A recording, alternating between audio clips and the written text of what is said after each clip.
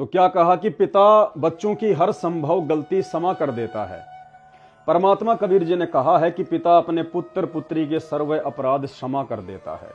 अवगुण मेरे बाप जी बख्शो गरीब निवाज, जो मैं पूत कपूत हूं बहुर पिता को लाज। शब्दार्थ, परमात्मा सर्व प्राणियों का पिता है। पिता में विशेषता होती है कि उसका बेटा बेटी अज्ञानता में गलती कर देते हैं और वे पिता से क्षमा याचना कर लेते हैं कि भविष्य में कभी गलती नहीं करेंगे, तो पिता उनको तुरंत अक्षमा कर देता है।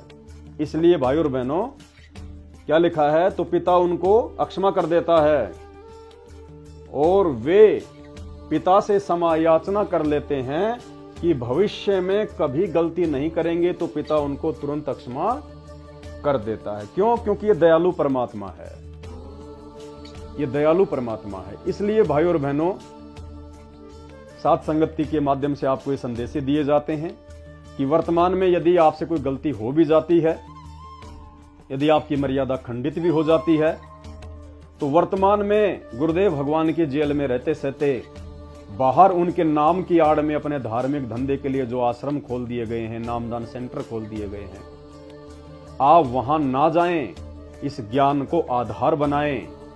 जो गलती आपने की है जाने या अनजाने की, और यदि आपको अपनी गलती का एहसास हो जाता है और यदि आप हृदय से पश्चाताप करते हुए अपनी उस गलती की क्षमा याचना अपने गुरुदेव भगवान से करते हैं, अपने घर पर दरबार साहिब के सामने दंडवत करके, जिस घर में आप मंत्र करते हैं, 3 समय की आरती करते हैं, आप सत्संग सुनते हैं, सच्चे हृदय से, सच्ची नीयत से, सच्ची आत्मा से आप उस परम दयालु परमेश्वर सतगुरु रामपाल जी भगवान से क्षमा याचना करें कि हे परमपिता परमात्मा, हे मालिक, दास तो 2 कौड़ी का छोटा सा जीव है, परमात्मा जाने अनजाने में ये गलती हो गई, परमेश्वर आप अपने दास को क्षमा करें परमात्मा।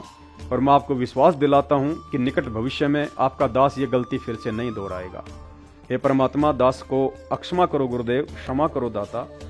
इस भाव से, हृदय से, क्योंकि मालिक अंतर्यामी है, फॉर्मेलिटी नहीं चलेगी, दिखावा नहीं चलेगा। आप दुनिया से सब कुछ छुपा सकते हैं, अपने भगत भाई बहनों से छुपा सकते हैं, लेकिन सतगुरु रामपाल जी परमेश्वर जी से, जो कि अंतर्यामी हैं, उनसे आप रत्ती भर भी नहीं छुपा सकते।